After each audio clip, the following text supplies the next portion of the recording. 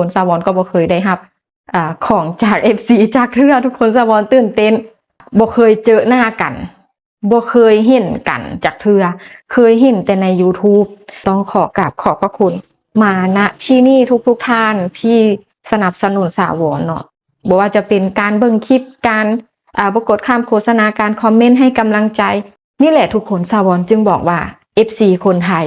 น่าฮักหลายใจดีแฮงทุกคนเลยขนาดบ่ได้ฮู้จักกันบ่ได้เคยเห็นกันจากเทื่อเฮลโลสบายดีสวัสดีค่ะมาพบกับสาวอนอีกแล้วเนาะทุกคนมื้อนี้เป็น EP พิเศษหน่อยนึงเนาะทุกคนเนื่องจากว่ามื้อนี้เนาะสาวอนได้ไปรับเครื่องมาเนาะทุกคนมี FC ใจดีเนาะที่แบบฝากเครื่องมาให้สาวอนทุกคนอันนี้ฝากมาแต่เมืองไทยเลยทุกคนฝากมาแต่กรุงเทพมหานครเนาะทุกคนเนาะเพิ่นฝากมาน้องคายก่อนเนาะแล้วทางน้องคายก็ฝากส่งต่อมาทางลาวเนาะให้สาวอนเนาะสาวอนก็ตื่นเต้นแฮงค่ะนะทุกคนเดี๋ยวเฮามาเปิดเบิ่งนำกันว่าจะมีหยังอยู่ในนี้เนื่องจากว่า FC ท่านนี้เนาะเพิ่นใจดีแฮงค่ะนะทุกคนแล้วแบบเพิ่นเห็นคลิปของสาวอนที่สาวอนไปเที่ยวกรุงเทพแล้วสาวอนถ่ายคลิปเนาะแล้วแบบคลิปมันสั้นๆกล้องมันแบบบ่คักปานใดหั้นนะทุกคนเพิ่นก็เลยซื้อไม้กันสั่นให้สาวอนเนาะทุกคนสาวอนก็ดีใจหลายเนาะทุกคนจนแบบว่าบ่ฮู้สิว่าจังไดเนาะเดี๋ยวแต่ว่าก่อนอื่นเบิดเนาะสาวอนก็ต้องกราบขอบพระคุณ FC ท่านนี้นำเด้อที่แบบเมตตาสาวอนเนาะและสาวอนก็บ่เคยได้รับของจากไผเลยเนาะแล้วก็ได้รับจาก FC ท่านนี้ทุกคนนี่สาวอนเพิ่งไปเอามาเมื่อกี้นี่สดๆเลยทุกคนแล้วก็บ่มีแต่ท่านนี้เนาะที่แบบฝากให้สาวอนมีอีกท่านนึงและสาวอนไปเอาได้ 2-3 มื้อแล้วคือเป็นขาตั้งกล้องเนาะเดี๋ยวสาวอนจะเอามาให้เบิ่งเนาะคือสาวอนดีใจแฮงเนาะนี่คือแบบสาวอนลองเอามากางเบิ่งค่ะนะทุกคนนี่เนาะขาตั้งกล้องจะเป็นแบบนี้ค่ะนะแบบเขาสามารถพับได้ค่ะนะทุกคนสาวอนก็ลองประกอบเบิ่งกับได้ประมาณนี้นี่เนาะทุกคนก็ปรับความสูงปรับอย่างใดเนาะทุกคนเนาะสาวอนอยากได้แฮงนี่เนาะแล้วก็มี FC อันนี้คือ FC อีกท่านนึงเด้อที่เพิ่นซื้อให้เนาะสาวอนก็ก็ได้รับของจาก FC ที่2ท่านนี้เนาะทุกคนท่านนี้เพิ่นก็ซื้อไม้กันสั่นให้เนาะทุกคนแล้วอีกท่านนี้เพิ่นซื้อไม้ขาตั้งกล้องให้เนาะทุกคนซึ่งสาวอนก็ก็ได้รับได้มือ2มือนี่แหละประมาณนั้นเนาะแต่สาวอนบ่ได้อัดคลิปตอนแกะเบิ่งเนาะทุกคนนี่แหละสาวอนก็ยังบ่ได้ใช้จักเทื่อเนาะขาตั้งกล้องตัวนี้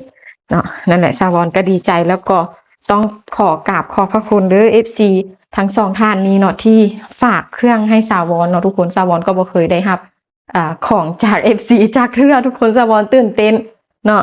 นั่นแหละเฮามาเปิดเบิ่งพร้อมๆกันเลยว่าทางในจะมีหยังแดเนาะมาเปิดเบิ่งเลยเดี๋ยวทุกคนขอเล่าอีกน้อยนึงเนาะคือ FC ท่านนี้เนาะที่เพิ่นซื้อขาตั้งกล้องให้นี่นะทุกคน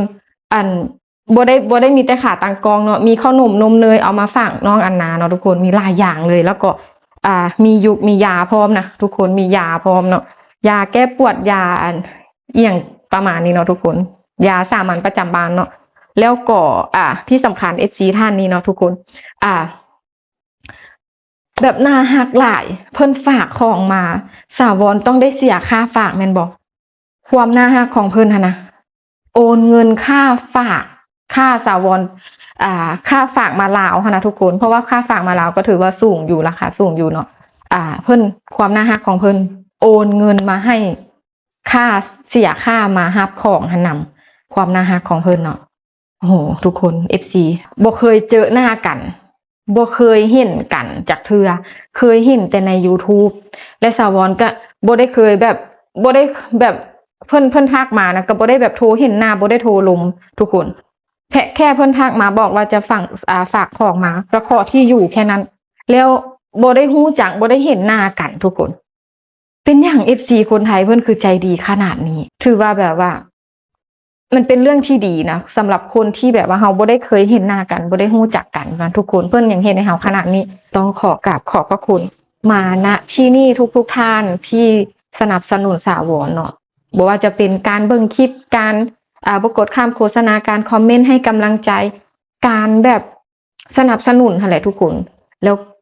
บ่แม่นแต่ว่าฝากของมาได้ทุกคน FC สาวอนน่าฮักทุกคนเลยแล้วก็นี่แหละทุกคนสาวอนจึงบอกว่า FC คนไทยน่าฮักหลายใจดีแฮงทุกคนเลยขนาดบ่ได้ฮู้จักกันบ่ได้เคยเห็นกันจากเทื่อเพิ่นและมื้อนี้สาวรตื่นเต้นหลายที่จะได้มันลุ้นนะทุกคนว่าจะมีหยังอยู่ในนี่แหละเนาะเพราะว่าที่เพิ่นซื้อให้เพิ่นบอกว่าจะซื้อไม้กันสั่นเนาะแต่เขาจะมาไขแกะเบิ่งพร้อมๆกันเลยเนาะทุกคนตื่นเต้นหลายทุกคน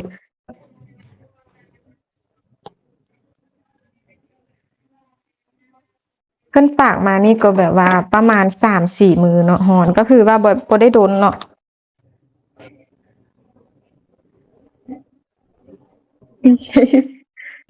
แบบว่าแต่แบบว่าทางขนส่งทางลาวขนส่งอันข้อความมาให้สาวรเนาะสาวรก็รีบออกไปเอาเลยทุกคนเพราะว่าตื่นเต้นแหงอยากเห็นแหงนะไม่กันสั่นนี่สาวรก็เคยซื้ออยู่ลาวเพื่อนนึงแล้วทุกคนแต่มันไส้บ่โอเคเลยไส้ได้ประมาณเดือนปลาย2 เดือนแล้วไส้บ่ได้หั้นนะสาวรก็เลยแบบบ่อยากซื้ออยู่ที่ลาวเนาะทุกคนนี่เนาะ คือมี2 อันบ่ฮู้ว่ามีหยังนี่มี2 แพ็ก2 อันอุ๊ยอันนี้คือหยังเดี๋ยวทุกคน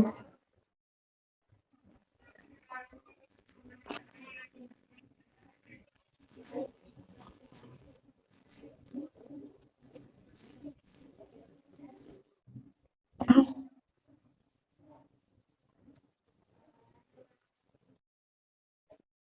อันนี้น่าจะเป็นไม้ข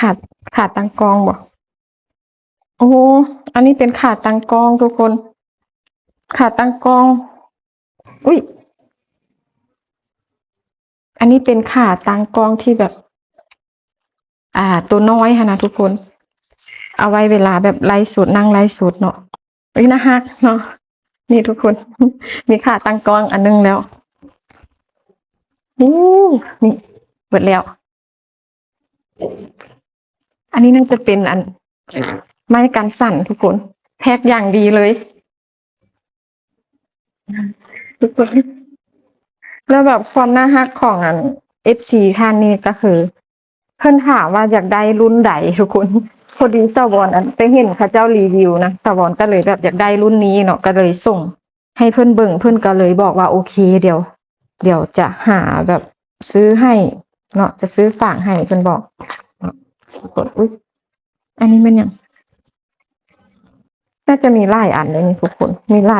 ายอย่างที่เป็นแพ็กติดกันเลยบ่มีแค่ไม้กันสั่นเนาะรู้สึกว่าตัวเองสั่นทุกคนดีใจนะราคาขาดราคาไม้กันสั่นตัวนี้ก็บ่ได้ถูกได้ทุกคนเนาะสำหรับเฮานะ4-5 พันเลยนะอุ้ยอันนี้ power bank อุ้ยทุกคน power bank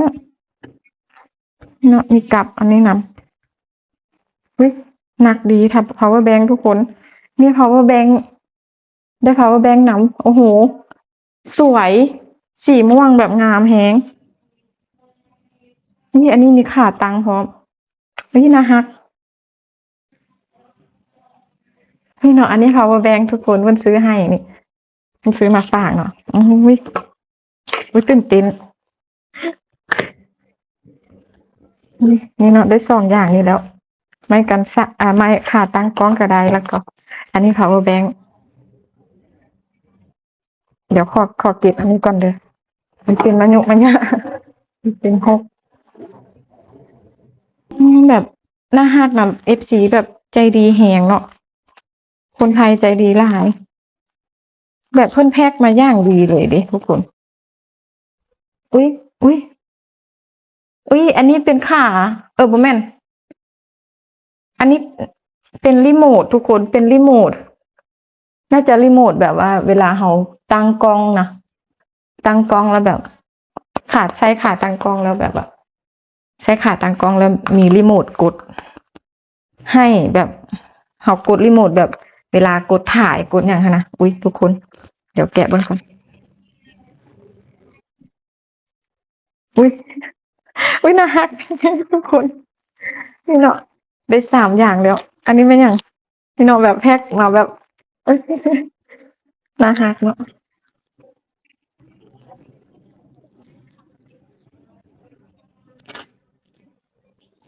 ของ DJI นะทุกคนโอ้โหสุดยอดเลยเนาะทุกคนมันเป็นแบบกระดาษหุ้มนำนะนี่เนาะอุ้ยนี่กิมบอร์ดไม้กันสั่น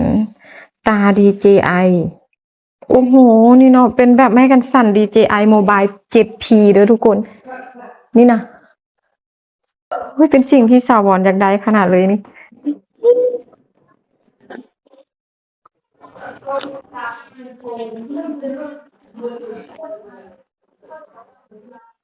นี่ทุกคน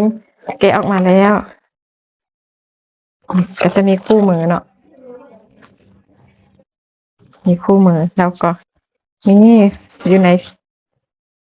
นี่เนาะอยู่ในถุงโอ้โหนี่เลยงามแฮงทุกคนนี่นะอุ้ยเดี๋ยวสวรรค์ต้องไปศึกษาเบิ่งก่อนว่าไซส์จังใดยืดได้อู้ว้าวนี่เนาะโบได้เป็นแค่ไม้กันสั่นทุกคนเป็นไม้เซลฟี่นำได้อีกสามารถปรับอันนี้ได้ยืดได้ระดับว้าวนี่เนาะเดี๋ยวต้องไปหาวิธีเบิ่งวิธีไซส์ก่อนเนาะว่าไซส์เนี่ยแบบใดอุ้ยสุดยอดเลยเนาะสวรรค์ดีใจดีขอบพระคุณเลย3-4อย่างเลยทุกคนโหสุดยอดเลยนี่เนาะราคาก็บ่แม่นถูกๆทุกคนแล้วคนที่แบบเราบ่ได้รู้จักกันนะทุกคนแล้วแบบซื้อให้กันแบบนี้นะทุกคนอ่าบ่รู้จะเว้าแนวใดคือบอกได้คำเดียวว่าคนไทยใจดีหลายทุกคนจากการที่ได้สัมผัสด้วยตัวเองนี่เนาะทุกคนเนาะก็คือนี่แหละเนาะขอบใจเนาะขอบพระคุณเนาะสิ่งที่สาวรได้รับคือแบบว่ามันแบบมันมีความรู้สึกดีเนาะทุกคนแบบบอกบ่ถูกเลยทุกคนเอ้ยนี่เนาะ นี่แหละทุกคนคลิปนี้เนาะสาวรก็จะประมาณนี้แหละเนาะให้ทุกคนได้เบิ่งว่าได้เห็นว่าFC คนไทยนะเพิ่นใจดีแท้เนาะทุกคนเฮาได้รับจากคนไทยจาก FC คนไทยที่เพิ่นเอ็นดูสาวรที่เมตตาสาวรเนาะที่เพิ่นเมตตาเฮาจังซี่หั่นนะเฮาก็แบบมีความรู้สึกดีอุ้ยทุกคนบ่สร้างชีวาเนาะนี่เนาะอันนี้คือแบบนี่ ส่งมาจากไทยอีหลีเด้อทุกคนนี่เป็นหนังสือไทยภาษาไทยนี่เนาะนี่เนาะส่งมาจากประเทศไทย FC แบบใจดีหลายคนไทยใจดีหลายต้องกราบขอบพระคุณ FC ของสาวรทุกท่านเนาะที่ช่วยสนับสนุนสาวรเมตตาสาวรเบิ่งคลิปสาวรเนาะคอมเมนต์ให้กำลังใจสาวรแล้วก็ฝากของมาแบบนี้ให้สาวรเนาะ ต้องขอกราบขอบพระคุณอีกเทื่อนึงเด้อสำหรับคลิปนี้เนาะสาวรก็จะได้จบแต่เพียงเท่านี้ฝากทุกคนเนาะกดไลค์กดแชร์กดติดตามกด Subscribe ให้สาวรในเด้อสำหรับไผที่ว่าใจดีมีน้ำใจเนาะอยากซัพพอร์ตสาวรอยากให้กำลังใจสาวรก็สามารถกดปุ่มซุปเปอร์แตงได้อยู่ทางด้านล่างเนาะทุกคนที่สำคัญอย่ากดข้ามโฆษณาเด้อเจอกันคลิปต่อไปเนาะบ๊ายบายขออนุญาตฝากช่องน้อยๆนี้แน่เด้อสาววอนซ่าแนวฝากกดไลค์กดแชร์กดติดตามกด Subscribe ให้สาววอนแน่เด้อสำหรับไผที่ว่าใจดีมีน้ำใจอยากซัพพอร์ตอยากให้กำลังใจสาววอนก็สามารถกดปุ่มซุปเปอร์แตงได้เลยที่สำคัญอย่ากดข้ามโฆษณาเด้อเจอกันคลิปต่อไปเนาะบ๊ายบาย